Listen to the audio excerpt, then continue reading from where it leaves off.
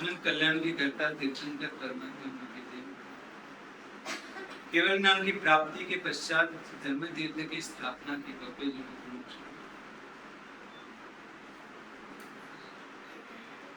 आज आषाढ़ सुद पूनम का दिन,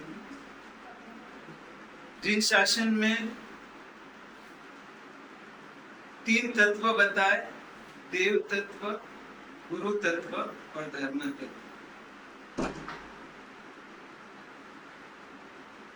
और लौकिक पर्व में गुरु पूर्णिमा कही जाती है।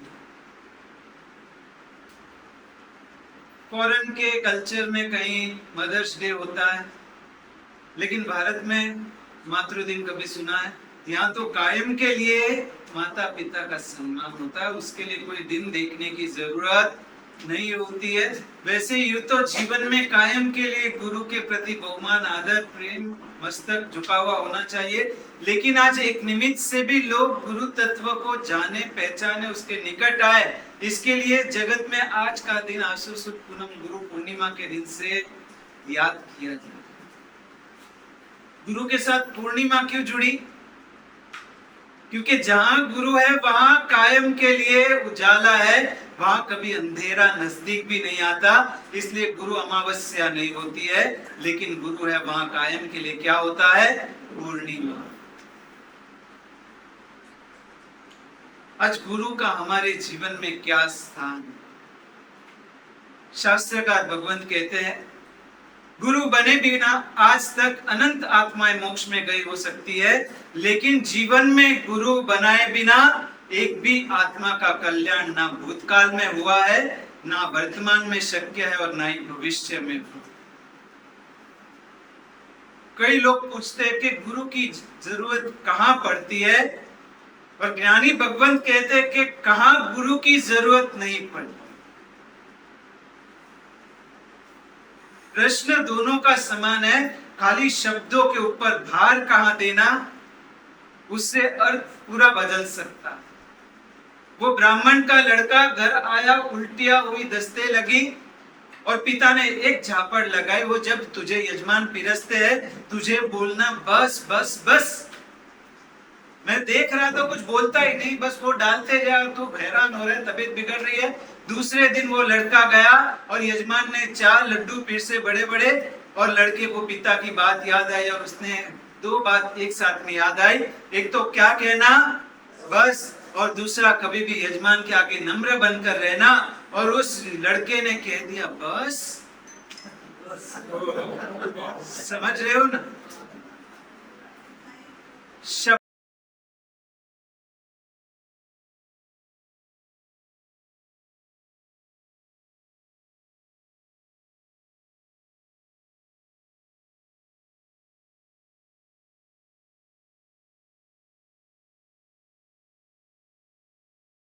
के साथ शब्द के कहने का तरीका भी अर्थ को अनर्थ में ले जाता।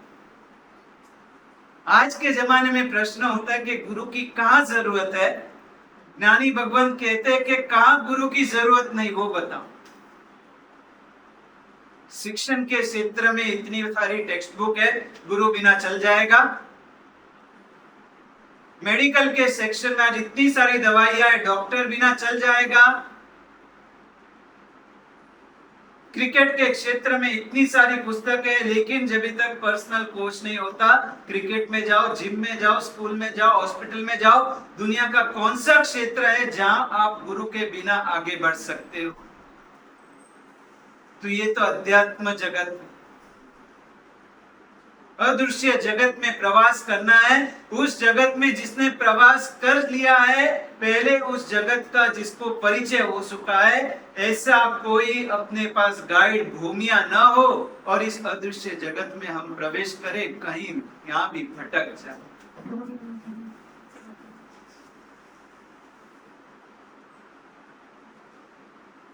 व्यवहार में भी देखो,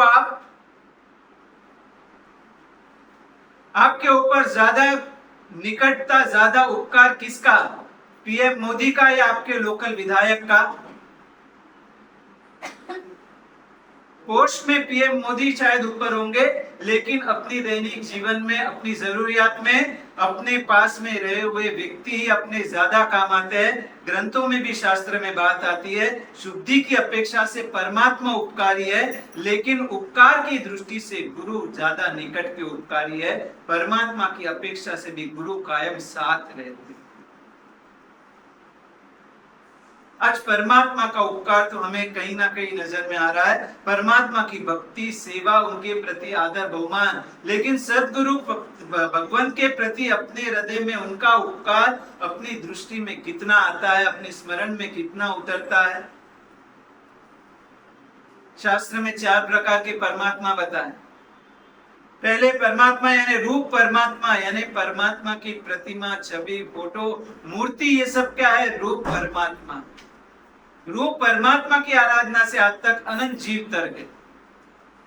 वो दूल्हे राजा जान में निकले थे और बीच में निमिनाथ परमात्मा का जिनालय आया, परमात्मा का अभिषेक चल रहा था और अभिषेक की धारा देखते देखते उसको जो शुभ भाव उत्पन्न हुए, श्याम रंग के परमात्मा ऊपर सफेद दूध की धारा, उस दर्शन से शुभ भाव में चढ़ के उस दूल्हे राजा जो अब शादी के लिए जा रहे थे, वो वहां से ही केवल ज्ञान पाकर के चारित्र पर मुड़ गए।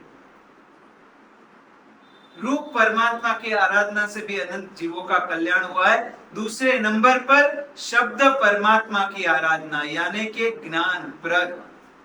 प्रतिमा भी परमात्मा का स्वरूप है, तो प्रद भी परमात्मा का ही स्वरूप है। किसके? शब्दों का अध्ययन करना है। प्रतिमा के पूजन में, भक्ति में फिर भी आनंद आता है, लेकिन प्रद की सेवा, भक्ति, पूजन में रोज का 5-10 मिनट स्वाध्याय करने का नियम कितनों का है?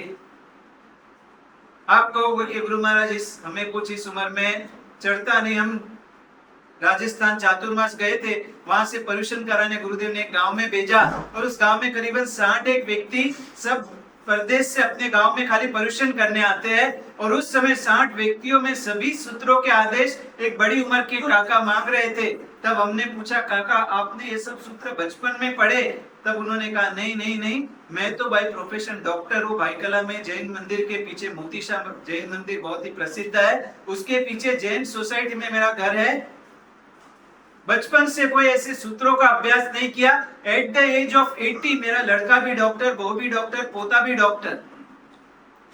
अब समाज में सभी का प्रेशर बढ़ने लगा, घर में 3-3 डॉक्टर है, तो आपके पिताजी या लड़के को कहे आपके दादाजी 80 साल के, वो क्यों क्लिनिक पर जा रहे?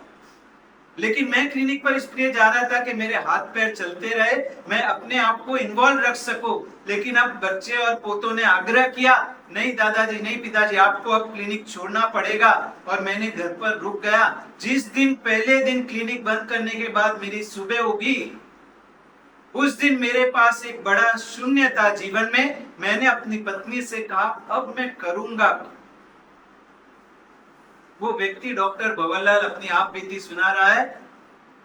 तब उसने कहा कि मुझे जिंदगी में पहली बार महसूस हुआ, कई बार पत्नी कहती थी, गुरु भगवंत कहते थे, कुछ अपने पीछे के लिए भी सोचो। बच्चों के लिए आपने सोचा, पोतों के लिए सोचा, समाज के लिए सोचा, लेकिन जब इतनी प्रवृत्ति में उलझे हो, जीवन में एक निवृत्ति का काल आएगा। उस निवृत्ति के काल के लिए आप अपने लिए क्या सोच कर रख रहे हो? उस दिन मुझे महसूस हुआ कि मैंने अपनी निवृत्ति का कोई आयोजन ही नहीं। वो मेरी जिंदगी के सबसे मुश्किल सुबह थी, क्योंकि प्रतिदिन सुबह उठना, दर्शन करना, वॉकिंग जाना, आकर के नौकाशी चाय नाश्ता करके वापस पूजा करके 10 बजे क्लिनिक जाना, 2 बजे घर आना, जिंदगी कैसे चल रही थी पता ही नहीं था। उस दिन पहली बार महसूस हुआ कि मेरे जीवन में कितना खालीपन है, कितना शून्यावकाश है। लेकिन मेरे जीवन में जो एक लक्ष्यबद्धता थी, मैंने सोचा अपने जीवन को इस तरह निष्फल जाने नहीं दूंगा, समय को मैं अपने हाथ से निकलने नहीं दूंगा। तभी का तभी मैंने चाय का कप साइड में रखा, अपनी पत्नी को, शाविका को बुला करके कहा, तू रोज सुबह प्रतिक्रमण करती है, क्या मैं तेरे बाजू में बैठकर सुन सकता हूँ? और पत्नी ने कहा, क्यों नहीं, आपको इतनी अच्छी भावना हो रही है। और फिर उसने अपना दैनिक कार्यक्रम बनाया, टाइम टेबल। सवेरे 5:30 बजे उठकर पत्नी के बाजू में बैठकर प्रतिक्रमण के सूत्र सुनना, 6:30 बजे दर्शन करके 1 घंटा वॉकिंग, और बाद में 9 से 10 प्रवचन सुनने जाना है। अब जब जीवन में शून्यावकाश महसूस हुआ, तब प्रभु की जरूरत महसूस हुई। कई लोग होते हैं जीवन में कभी प्रभु के दर्शन नहीं करने वाले, जीवन में जब आपत्ति या कटोकटी का समय आते हैं तब वो प्रभु के मंदिर से निकलने का नाम नहीं। कभी सतगुरु के आगे नहीं झुकने वाले, वही अपने जीवन की कोई ऐसी मुश्किल घड़ियों में सतगुरु के चरणों के पास से उठना नहीं चाहते। जीवन में परिबल समय ऐसा परिबल है जो भल भले की मगज को शान को ठिकाने पर लाते। आज उस डॉक्टर के पास शून्यावकाश था, उसने प्रवचन का समय लिखा, 10 से 11:30 मेरे पास कोई काम नहीं है, उस दरमियान मैं अपने धार्मिक सूत्रों का अध्ययन करूं। बाद में 3 से 4 दोपहर को भोजन के बाद 1 घंटा आराम करके 3 से 4 सामायिक करूंगा। दिन की 2 सामायिक, 2 टाइम प्रतिक्रमण, 3 टाइम जिनाले, और साथ में ये धार्मिक अभ्यास प्रवचन सब योग करके मैं अपनी शेष जीवन को भी, भले ही देर से जगे लेकिन अभी भी समय हाथ से नहीं निकला है, मैं अपने जीवन को सार्थक बनाऊंगा। और डॉक्टर कह रहा है कि 81 इयर्स की एज में मैंने लोगस पढ़ना चालू, तब तक मुझे लोगस से आगे कुछ भी नहीं आता था। एंड नाउ आई एम 85, 5 साल में मैंने 5 प्रतिक्रमण मेरे पूरे हो। कौन कहता है कि उम्र की चीज में बाधा हो सकती? भीतर का उत्साह जिस समय जगे, जिस समय सतगुरु का सहयोग मिले, फिर जीवन में कोई भी चीज अशक्य के दायरे में नहीं रह सकती। बस आंख खुलने की देरी। दूसरे परमात्मा, पहले परमात्मा रूप परमात्मा, दूसरे परमात्मा शब्द परमात्मा, परमात्मा के शब्द, परमात्मा के ग्रंथ, परमात्मा के आगम, वो भी जीते जाते परमात्मा है, जीते जागते परमात्मा। तीसरे नंबर के परमात्मा यानी वेश परमात्मा, जिसने परमात्मा का वेश धारण किया है, वैसे साधु संत मुनि भगवान वो भी साक्षात परमात्मा तुल्य है। जिस समय उदयन मंत्री, और उदयन मंत्री की उम्र हो चुकी है और राजा कुमारपाल का आग्रह के सामने वाला राजा युद्ध पर चढ़ा है, उदयन तुम्हें ही जाना पड़ेगा। उदयन ने कहा राजन मेरी अब अवस्था हो चुकी है, आप नए मंत्रियों को भेज सकते हो। और उदयन ने कहा नहीं, यहाँ पर किसी बुजुर्ग की देखरेख की जरूरत है। सामने वाले राजा के साथ का जो परस्पर टकराव है बहुत ही गंभीर है, और तब उदयन ने बिना इच्छा भी अपने राजा की आज्ञा का पालन किया, और उस युद्ध में उदयन मंत्री का शरीर छलनी छलनी हो गया, पूरी तरह घायल हो गया, और युद्ध की छावनी में ही उदयन मंत्री अपने जीवन के अंतिम पड़ाव में। सभी सेनापति, मंत्री और सभी सेवा करने वाले सैनिक आसपास में उदयन मंत्री को घेर कर खड़े हैं, और सभी ने पूछा मंत्रीश्वर आपके चेहरे पर एक प्रश्न चिन्ह, ग्लानि किस बात की? आपकी जो इच्छा हो वो कहो। और तब उदयन मंत्री ने अपनी अंतिम इच्छा व्यक्त की, मुझे किसी मुनि भगवान के मुख से मांगलिक सुन। बोलो अंत समय में क्या याद आएगा? जिंदगी भर जिसका अभ्यास किया होगा वही घटना अंत समय में याद आएगा। जीवन भर जिसने पैसा पैसा पैसा, बेटा बेटा बेटा, मेरा घर मेरा बेटा, मेरी गाड़ी, मेरा पैसा मेरा बंगला, पूरा जीवन जिसने इसमें बिताया, उसको अंत समय में प्रभु याद आएंगे, उसको अंत समय में गुरु याद आएंगे। उदयन मंत्री ने मांग की कि मुझे कोई मुनि भगवंत के मुख से मांगलिक सुनना है, और सैनिक चारों तरफ दौड़े। अब यहाँ रणभूमि में, युद्ध भूमि में साधु को लाना कहां से? पास के एक छोटे से गांव में एक बहुरूपिया मिला, और लोगों ने कहा इसको तुम जो सिखाओ वो सीख लेगा, इसके पास इतनी कला है। और उसको एक मुनि भगवंत की पूरी चर्या सिखाई, किस प्रकार साधु आते ही धर्मलाभ कहे, नौकार मंत्र सिखाया, और वो मुनि साधु का वेश लेकर के उदयन मंत्री के छावनी में आया, उसके पड़ाव में आया, और वहां आकर के जैसे उदयन मंत्री ने मुनि को देखा, घायल शरीर में भी एक नया जोश आ गया। उदयन मंत्री अपने साथियों के सहारे से बैठा गया, उसको बैठा किया और उदयन मंत्री ने भाव से मुनि को वंदना। जिस समय अपनी रुचि का विषय सामने आ जाए उस समय जीवन की सभी कमजोरियां कहीं भाग जाए। उदयन मंत्री के सामने उसके जीवन का मकसद आ गया। मुझे जाते जाते भी कोई मुनि भगवंत के दर्शन उनके मुख से धर्म का श्रवण सुनने मिलेगा। और उस मुनि भगवंत ने बहरूपीय ने उदयन मंत्री को मांगलिक सुनाया, नौकार सुनाया और नौकार सुनते सुनते उदयन मंत्री ने अपनी श्वास ली। बोलो मरने के बाद पीछे वाले दुखी ना हो, इसके लिए हमने कितनी सुरक्षा करके रखी है। उनके नाम पर बॉन्ड बीमा क्या बाकी रखा आपने, लेकिन मरते समय या मरने के बाद मेरी आत्मा दुखी ना हो उसके लिए आपने क्या प्लानिंग की।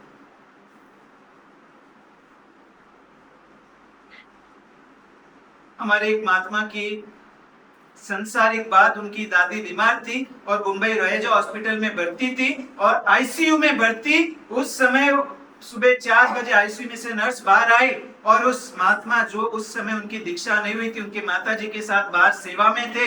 सुबह 4 बजे नर्स आकर के कहती है कि आपकी दादी जो बूढ़ी अम्मा है अंदर, वो किसी को याद कर रही है, कुछ बड़बड़ा रही है, हम उसके शब्द समझ नहीं सक रहे हैं। आप दोनों में से एक जो उनसे ज्यादा निकट हो वो आकर के सुन ले। यदि अंत समय उनका चल रहा है, वो किसी को याद करती हो तो आप उसकी इच्छा पूरी करो।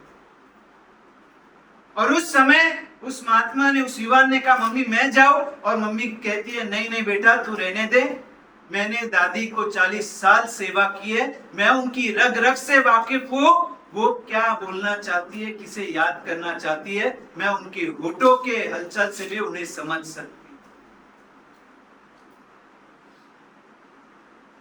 और माता जी अंदर जाके बाहर आई। बाहर आके ही उस युवान ने पूछा मम्मी दादी किसे याद कर रही थी। और उस समय उस माता जी की आंख में थोड़ी सी नमी आ गई। आंख लूचकर उसने कहा बेटा दादी किसी को याद नहीं कर रही है, दादी तेरी 60 साल से सुबह प्रतिक्रमण कर रही है। आईसीयू में बेहोश अवस्था में सुबह 4:30 बजे उसका सीमंदर स्वामी का स्तवन आता है, बेहोशी में वो सीमंदर स्वामी का स्तवन गा रहे। जीवन भर जिस चीज का अभ्यास किया है वो अंत समय में समाधि में काम आएगी। आज उदयन मंत्री ने जीवन भर मुनि प्रति के अहोभाव से अपने आप को भावित किया था, कब मेरे जीवन में भी ये वेश आएगा। एक सद्भावना थी तो अंत समय में बहरूपीय के रूप में भी उनको समाधि देने वाला कोई मिल गया है। और बाद में सैनिकों ने जाकर के उस बहरूपीय को सिक्कों से भरी थैली दी, उसकी मेहनताना दिया और उस बहरूपीय ने कहा मुझे तुम्हारा ये पैसा नहीं चाहिए, तो ये वेश तो वापस दो। और बहरूपीय ने जवाब दिया जिस समय मंत्रीश्वर की आंखें बंद हुई उसी समय मेरी आंखें खुल गई। जिस वेश के आगे गुजरात के मंत्रीश्वर अपनी अंतिम झंकना रखते हैं, जिस वेश का दर्शन के लिए, वो वेश मुझे 1 घंटे के लिए मिला। अब मैं इतना मूर्ख नहीं कि ये वेश वापस छोड़ दूं। वहीं से जाकर के जैन मुनि के पास दीक्षा। वेश परमात्मा। हम किससे भावित हुए? रूप परमात्मा से भावित हुए, प्रत परमात्मा से भावित हुए या वेश परमात्मा से भावित हुए? ब्रिज कैंडी में बनी हुई घटना, मुंबई में ब्रिज कैंडी हॉस्पिटल, और उसमें एक बहना बहुत बड़ी उम्र की माँ जी, और उसकी अंतिम दशा चल रही है। और उसी समय उसका पोता जो यूएस में पढ़ने गया था वो सेवा में था। सवेरे से बेटी बहू सब थे, दोपहर को भोजन के समय सब घर गए और बच्चे को कह करके गए कि दादी की तबीयत स्टेबल है, लेकिन कुछ भी ऊंच नीच लगे तो तू हमें डायरेक्ट इन्फॉर्म कर लेना, हम आ जाएंगे, तब तक हम खाना खा के आते हैं। अब पोता अकेला जो फॉरेन में पढ़ने गया था अब दादी की सेवा में वापस आया है, वो बाहर बैठा है, न्यूज़पेपर पढ़ रहा है और एकाएक दादी के सभी सिस्टम्स जो लगाए थे उसमें वार्निंग बजने लगी और नर्स ने आकर के कहा कि तुम्हारी दादी की तबीयत सीरियस है। ताबड़तोड़ डॉक्टर को बुलाने आया, डॉक्टर भी जैन। उस जैन डॉक्टर ने देख करके सभी चेक्स करके मशीनों को देख करके उस पोते को कहा इंस्टेंट तुम्हारे परिवार वालों को बुलाओ, ये सब बता रहे कि अब तुम्हारी दादी की कुछ ही समय बचा है, अब इसको कोई मेडिकल साइंस लंबा नहीं सकता मौत को, अब जितना समय आप इसको धर्म सुना सको, समाधि दे सको, बस अंतिम आपके हाथ में कुछ घड़ियां है। फोन किया लेकिन पापा को आने में 15-20 मिनट लगे जैसे। और वो बच्चा मम्मी दादी को पूछ रहा है दादी तुझे मन में कुछ है, और दादी इतना आगे ऑक्सीजन का वो बॉक्स लगा है और शरीर में कुछ है नहीं है लेकिन होठ हिल रहा है। डॉक्टर जैन था, उसने वो ऑक्सीजन का मास्क निकाला और पूछा बोलो क्या आपकी इच्छा है, और उस समय कान नजदीक ले जाकर के डॉक्टर ने सुना और वो दादी कह रही है महाराज साहब महाराज साहब महाराज साहब। और वो पोता बाहर खड़ा है, वो भी डॉक्टर भी, दोनों डिस्कस कर रहे हैं। अभी 2 बजे आपस में नजदीक में कोई उपाश्रय नहीं, कहां जाएंगे और इतनी धूप में किसको लेकर आएंगे। और इस बीच एक दृश्य बना, सामने से नर्स आ रही थी और नर्स को देख करके सोती हुई दादी ने हाथ ऊपर किया। वो पोता कुछ समझ नहीं रहा है, यूएस पढ़ने वाला, फॉरेन रहने वाला, डिग्रीधारी, लेकिन उसे पता नहीं समाधि क्या चीज है। डॉक्टर ने इसे कई केस हैंडल किए थे, डॉक्टर समझ गया कि इसकी आंखें में अब दृश्य स्पष्ट दिखाई नहीं दे रहा है। इस औरत को सामने सफेद वस्त्र वाली एक स्त्री दिखाई दे रही है और वो उससे बुला रही है और डॉक्टर ने समझ गया कि डॉक्टर को ख्याल आ गया कि शायद ये इसे साध्वी समझ रही।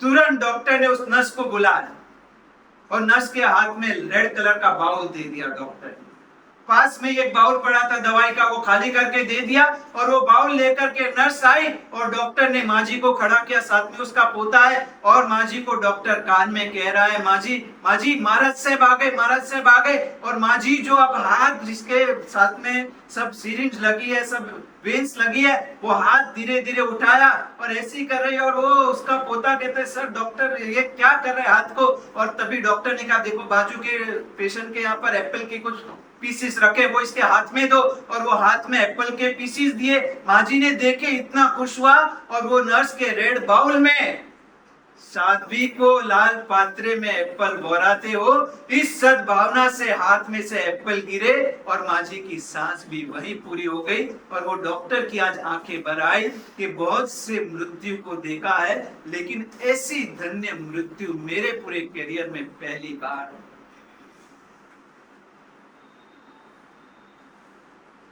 आज हमारे जीवन में हम गुरु तत्व से कितने भावित हुए। आज गुरु पूर्णिमा है, पूरे जिंदगी जब गुरु तत्व के साथ एकता साधी होगी, नस नस में गुरु को बसाया होगा। शास्त्र में तो कह दिया गुरु बहुमानो मोक्षो है, गुरु कैसे है उसके ऊपर अपने मोक्ष का आधार नहीं, हमें गुरु कैसे लगते हैं उसके ऊपर हमारे मोक्ष का आधार है। गुरु के प्रति हृदय में जो बहुमान भाव है ना, पंचसूत्र में ये बात आगे आएगी, उस बहुमान भाव को शास्त्रकार भगवंतों ने मोक्ष कह दिया। मोक्ष की व्याख्या क्या?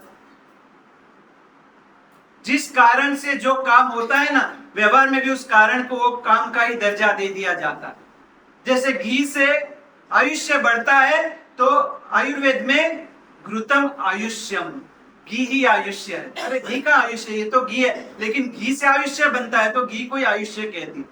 व्यवहार में आपके पास कोई व्यक्ति आए और बहुत बोलने वाला है तो आप कहते हो कि भाई एनासिन आए, क्या कहते हो? अरे यार सर दर्द आ रहा है, अभी सब लोग शांत हो जाओ। सरदर्द आ रहा है कि कोई व्यक्ति आ रहा है? व्यक्ति आ रहा है, लेकिन ये आएगा वैसे ही बोल बोल करेगा, सबका सर दुखा देगा। इसके लिए कारण को हम कार्य कह देते हैं। वैसे शास्त्रकारों ने गुरु के प्रति जो मन में बहुमान भाव है, उस बहुमान भाव को ही मोक्ष कहते हैं। क्योंकि गुरु प्रति जिस समय बहुमान आ गया और टिक गया, समझना कि अपना मोक्ष अब अपने हाथों में।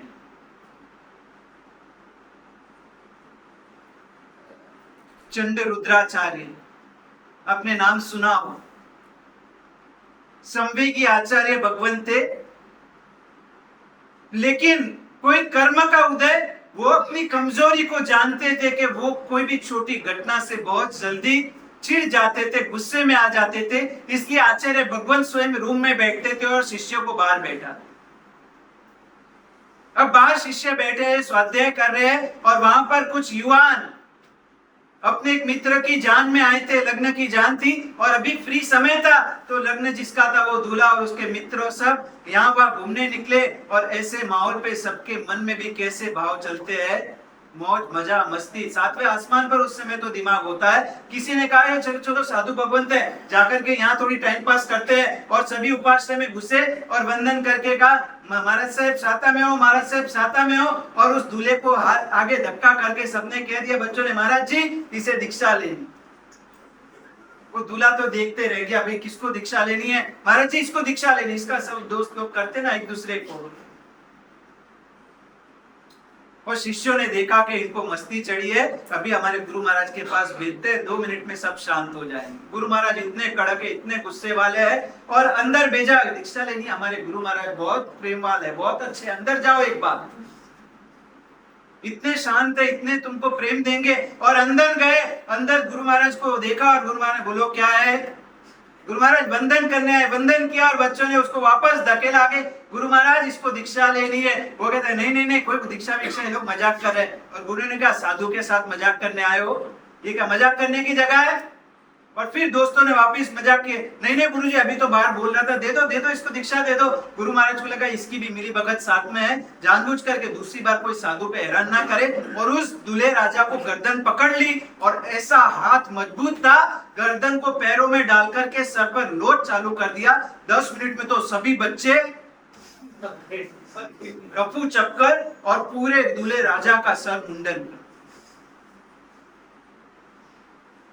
अब जो व्यक्ति था वो सोच में चढ़ गया, जन्म से तो जैन था, कुल के संस्कार थे, और उसके मन में एक भाव जगा कि करोड़ों भवों तक साधना के बाद भी चारित्र दुर्लभ बताया है। मैं तो शादी करने निकला था, और कोई मेरे नसीब में कोई पुण्य का उदय कि शादी की जगह हाथ में उगा आ रहा है।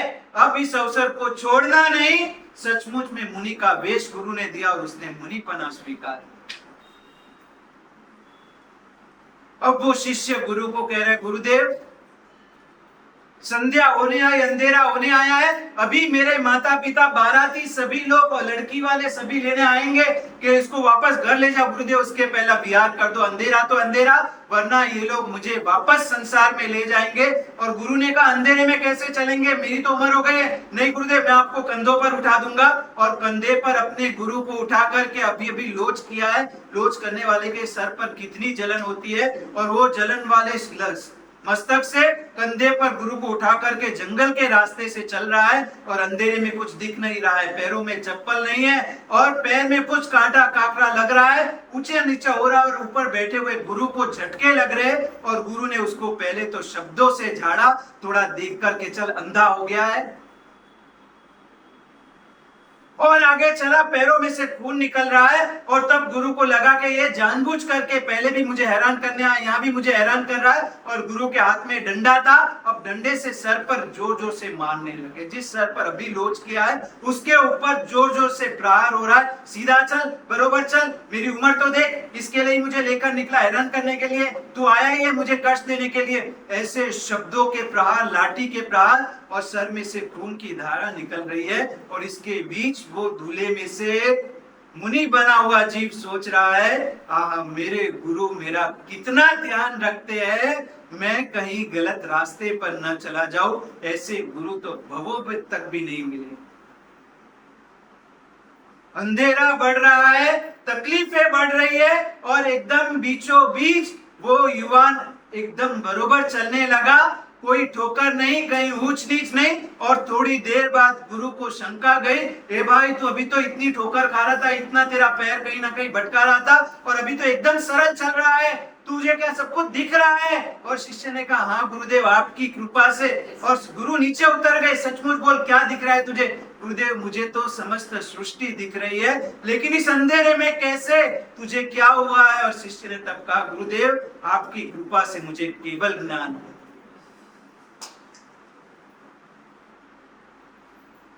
गुरु की फटकार, गुरु की धुतकार और गुरु की लाठी खाने से भी, बोलो सास की या माँ बाप की या बहू की, अपने बुजुर्गों की शब्दों सुनने से केवल ज्ञान नहीं, तो हमें कुछ तो ज्ञान होगा, ऐसी श्रद्धा है।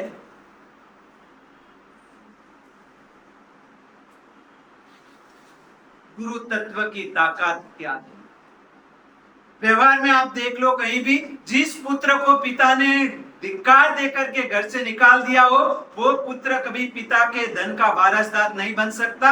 जिस नौकर को सेठ ने निकाल दिया हो, वो सेठ नौकर के अपनी नौकरी के पगार का हकदार नहीं बन सकता। लेकिन जिस शिष्य को गुरु ने शायद धिक्कार कर भी निकाल दिया हो, लेकिन फिर भी यदि शिष्य के हृदय में गुरु के प्रति बहुमान है, तो वो गुरु की सभी शक्ति का हिस्सेदार बन सकता है। द्रोणाचार्य ने एकलव्य के साथ क्या किया? द्रोणाचार्य ने एकलव्य को निकाल दिया, क्योंकि द्रोणाचार्य मात्र क्षत्रियों को ही सिखाने वाला था और एकलव्य तो भील था। द्रोणाचार्य ने प्रत्यक्ष एकलव्य को अपनी निश्रा नहीं दी, अपनी सानिध्य नहीं दिया, अपना ज्ञान नहीं दिया, लेकिन एकलव्य ने सोचा था, मन में निर्धार किया था, एक बार जिसे गुरु मान लिया, अब जीवन में उसके सिवा कभी दूसरा कुछ सोचना नहीं, और उसके लिए कभी कुछ कमजोर सोचना नहीं। जैसे भी हो, मेरे गुरु मेरे लिए सबसे महान है। जंगल में उनकी एक मूर्ति बना करके, उसकी आराधना करके, उस मूर्ति के आगे धनुर्विद्या सीखी। तो इसकी फलश्रुति क्या हुई? अर्जुन से भी श्रेष्ठ धनुर्धर एकलव्य बन सका। ये ताकत गुरु तत्व की। गुरु बहुमानो मोक्ष। हमारे जीवन में पहले तो सबसे पहले ये प्रश्न हमें अपने आप को करना है, हमारे जीवन में हमें फैमिली डॉक्टर की जरूरत लगती है, हमारे जीवन में हमें फैमिली सीए की जरूरत लगती है। हर एक जगह पर अपने सर पर कोई ना कोई पर्सनल व्यक्ति रखा है जो अपने पूरे व्यक्तित्व को जानता हो। अपने सर पर कोई गुरु के निश्रा में जी रहे हो। हमारे पूज्य कलापूर्ण सूरी दादा, हमारे पूज्य गुरुदेव, इनके जीवन में कई घटनाएं हमने देखी है कि जिस व्यक्ति ने गुरु तत्व का स्वीकार किया, धांगध्रा में कलापूर्ण सूरी दादा का चातुर्मास, और उस चातुर्मास में मुंबई के उनके बहुत ही समर्पित व्यक्ति प्राय घाटकोपर के, वो वहां पर वंदन करने आए, 2 दिन रुकने के लिए, 6-12 महीने में आते ही थे गुरुदेव के पास, और धांगध्रा में भी आए, 2 दिन रुके। और जब शाम के समय वंदन करने के, गुरुदेव वासक्षेप डालो, बस निकलना है, रात की 9 बजे की ट्रेन है। और उस समय वासक्षेप डाल के मांगलिक सुनवाया, और जहां वो भाग्यशाली दरवाजे तक पहुंचे, कलापूर्ण सूरी दादा ने बुलवाया, उस शावक भाई को वापस बुला, तो इन्हें वापस आए, और साहब ने कहा, एक काम करो, आप कल शाम में जा।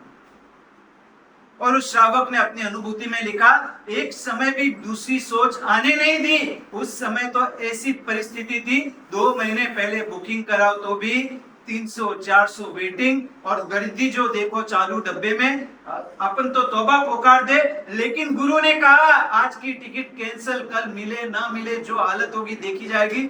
गुरु हमारे से ज्यादा ज्ञानी है, इसलिए उन्होंने तुरंत टिकट कैंसिल कर दी। जी गुरुदेव, कल शाम को चला जाऊंगा। और रात को सोए, सुबह न्यूज़पेपर हाथ में लिया, और न्यूज़पेपर की सबसे फ्रंट हेडलाइन, जिस 9:30 बजे की ट्रेन से वो जाने वाले थे, उस ट्रेन का रात को एक्सीडेंट। ताकत गुरु की तो होती ही है, लेकिन गुरु की ताकत का अनुभव उसे ही होता है जिसके हृदय में गुरु के प्रति समर्पण भाव हो। बस आज के गुरु पूर्णिमा के दिन हम भी हमारे जीवन में गुरु की महत्ता को समझे।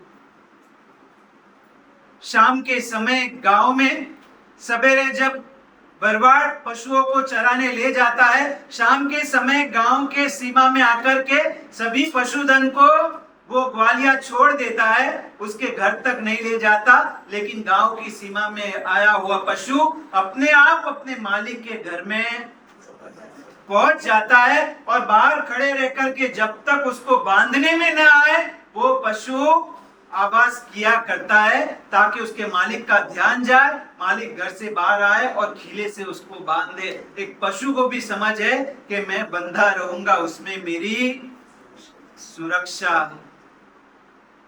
आज हमारे जीवन में कोई गुरु तत्व जिससे हम बंधे रहे और वो गुरु तत्व हमारे सर पर हमारा सुरक्षा छत्र बन जाए।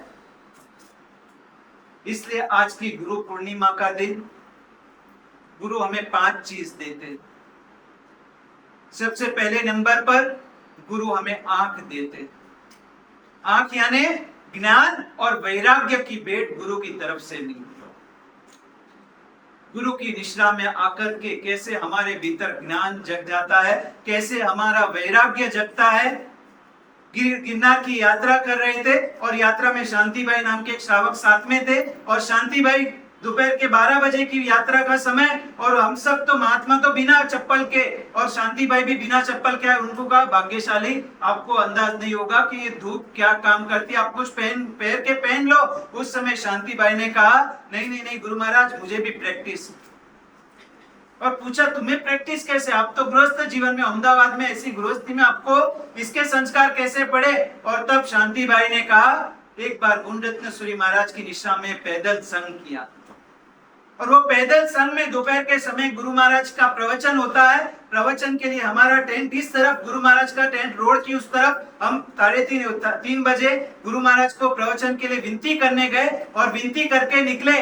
किसी भाग्यशाली ने आसन लिया, मेरे हाथ में भगवान आए, किसी ने गुरु महाराज का पानी का टोकसा लिया, लेकिन मेरे हाथ में भगवान देखते ही गुरु महाराज जैसे आगे चले, उनकी नजर पीछे गई। ओ शांति भाई, पैर में चप्पल पहने भगवान दूसरों को दे। और शांति भाई ने भगवान दे दिया। जी जी गुरुजी, इसमें दोष लगता है, पैर में चप्पल पहनकर भगवान को नहीं ले सकते हो। और शांति भाई ने भगवान दूसरों को दे दिया और दूसरे के हाथ में जो सामग्री थी वो ले ली, और गुरु महाराज एक मात्र स्मित देकर चल पड़े। और शांति भाई ने पकड़ा, गुरु महाराज आप हंसे क्यों,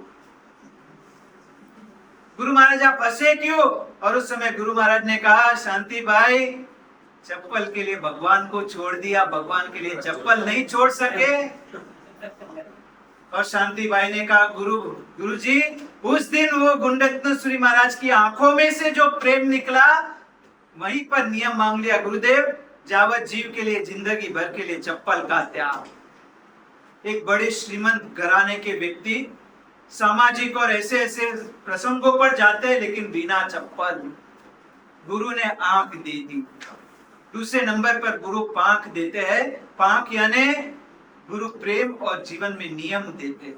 तीसरे नंबर पर गुरु लाख देते हैं। लाख यानी अपने जीने का लक्ष्य हमें समझाते हैं, भाई तुम यहाँ पर पृथ्वी पर किस लिए आए हो। चौथे नंबर पर गुरु हमें राख देते हैं। राख का अर्थ है हमारे अहम को भस्मीभूत कर देते हैं। और 5वें नंबर पर गुरु हमें साख देते हैं।